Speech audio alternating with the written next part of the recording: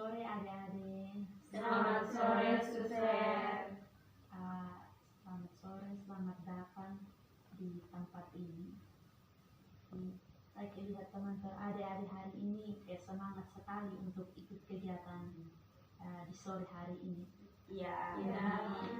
Hari ini kita akan membahas tentang teknik behavior. Jadi dalam teknik ini kita akan membahas tentang kelakuan. Jadi sebelum saya melanjutkan materi pada sore hari ini, saya minta kesediaan dari adik-adik untuk memimpin kita dalam doa sebelum kita mulai.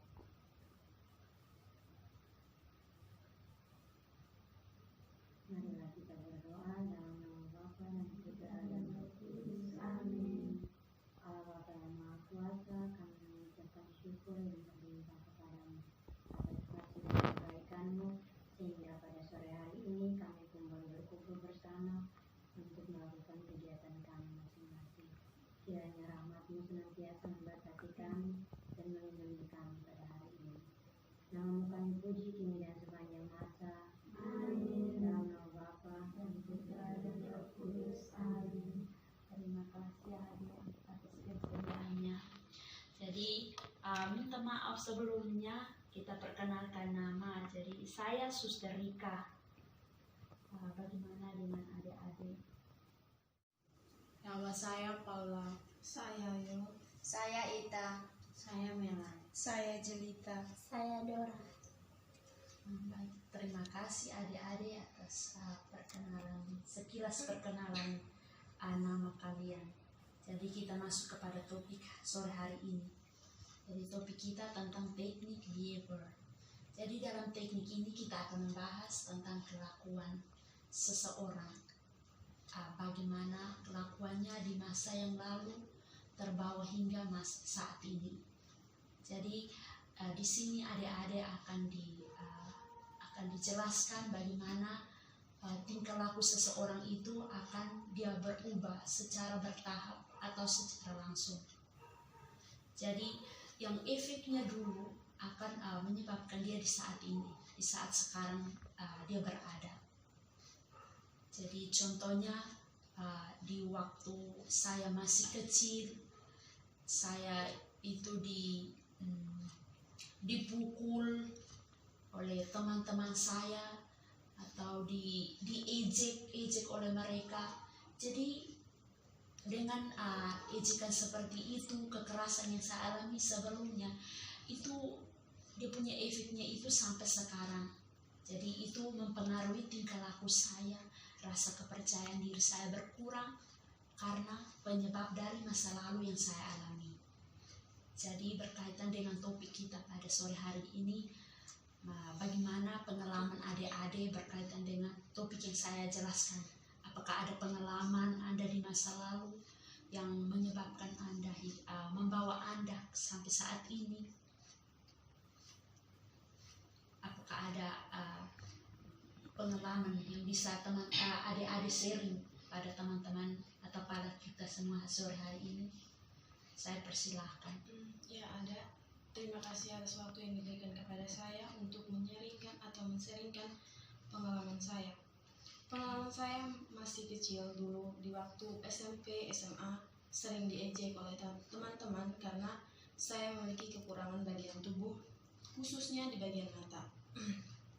Di saat itu saya mulai merasa minder ketika berada dalam keramaian. Saya selalu sembunyi di belakang orang lain ketika berada dalam situasi yang dimana saya selalu diejek. Dari situ saya mulai kurang percaya diri untuk menampilkan apa yang saya mampu. Saya selalu melihat kekurangan dibanding dengan kelebihan saya. Itulah pengalaman saya. Terima kasih. Terima kasih Yo.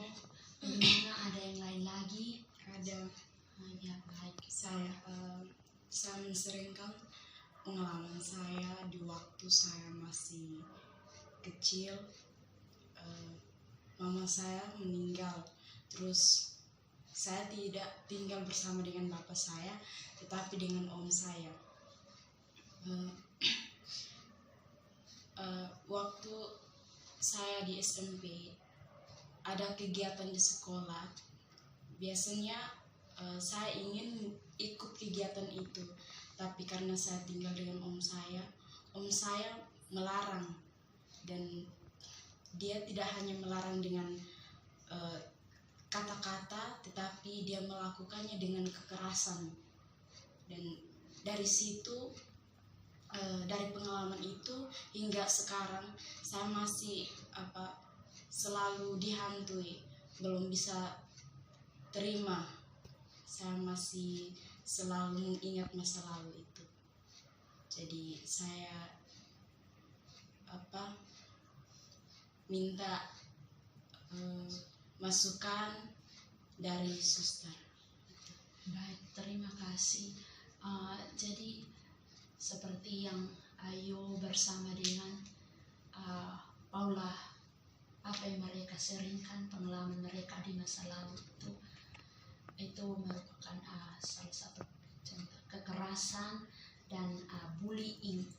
Jadi dari kedua sisi tersebut itu sangat berpengaruh besar kalau tidak diatasi, karena itu akan teringat seperti dia tersimpan secara terus-menerus di dalam pikiran, dan itu berpengaruh pada perilaku seseorang, perilaku mereka sendiri.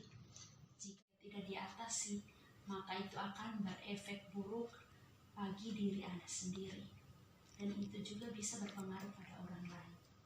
Jadi kami sebagai konseling itu hanya memfasilitas, mengarahkan Anda ke yang lebih baik dan menuntut Anda untuk mengubahnya. Bukan kami yang mengubah, tetapi itu kembali kepada diri Anda sendiri, kepada tekad Anda, bagaimana merubah sikap Anda, bagaimana memperjuangkan rasa kepercayaan diri Anda lebih baik lagi. Jadi saya ada video yang akan ditayangkan untuk teman-teman tentang bullying dan kekerasan. Mari kita simak sama-sama.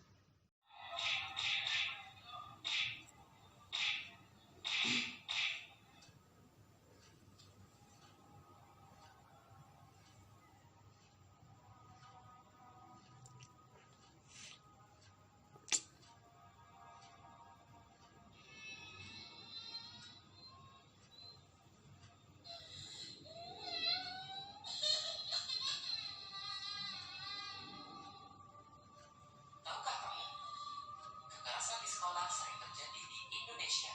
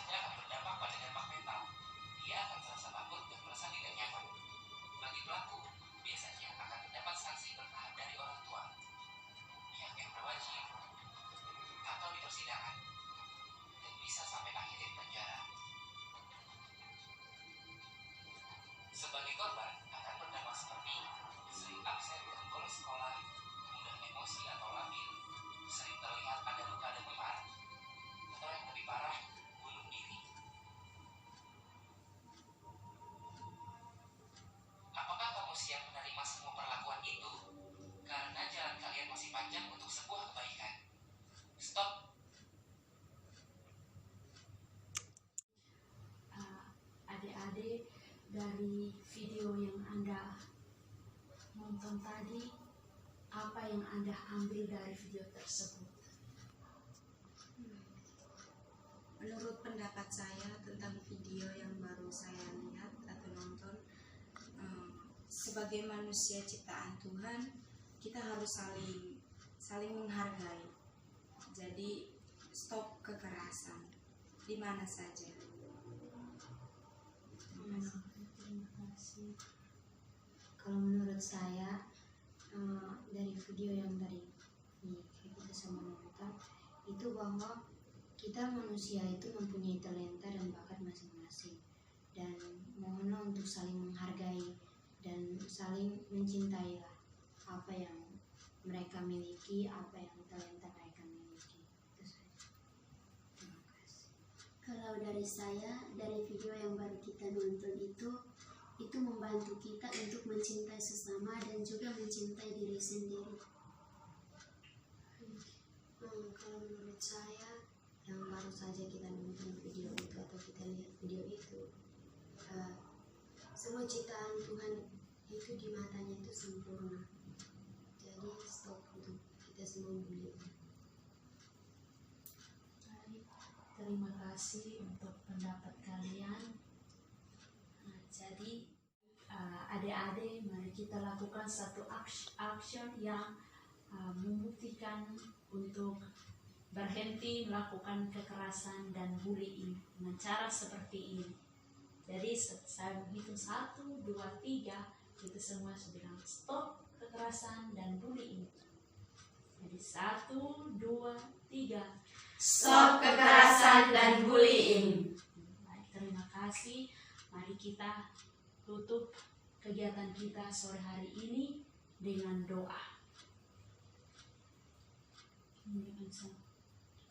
Dalam nama Bapa dan Putra dan Roh Kudus. Amin. Kemuliaan kepada Bapa dan Putra dan Roh Kudus, Seperti pada permulaan, sekarang, selalu, dan sepanjang segala abad. Amin. dalam nama Bapa dan Putra dan Roh Kudus. Amin. Terima Terima kasih.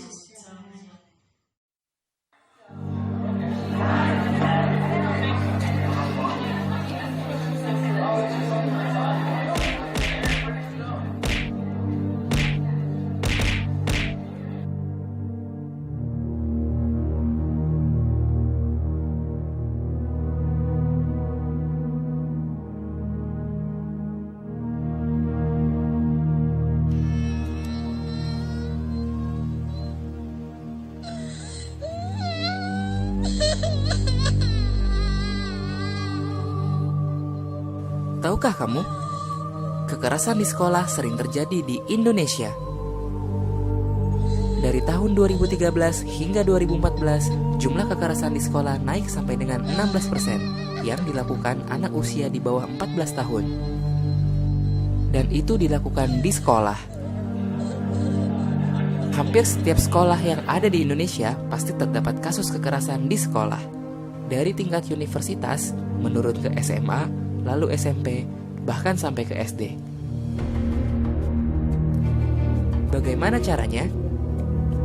Biasanya, kekerasan dilakukan dengan banyak hal, seperti secara verbal, secara fisik, secara rasional, dan elektronik. Sebagai contoh, bila ada anak yang terlihat gendut atau berbadan besar, biasanya orang di sekitarnya akan mengata-ngatainya dengan perkataan yang tidak enak. Ada pula mereka yang merasa asik iseng dan membuat si anak culun menjadi bahan lelucon. Biasanya, mereka yang mempunyai ras yang berbeda pun suka mendapatkan perlakuan yang kurang mengenakan.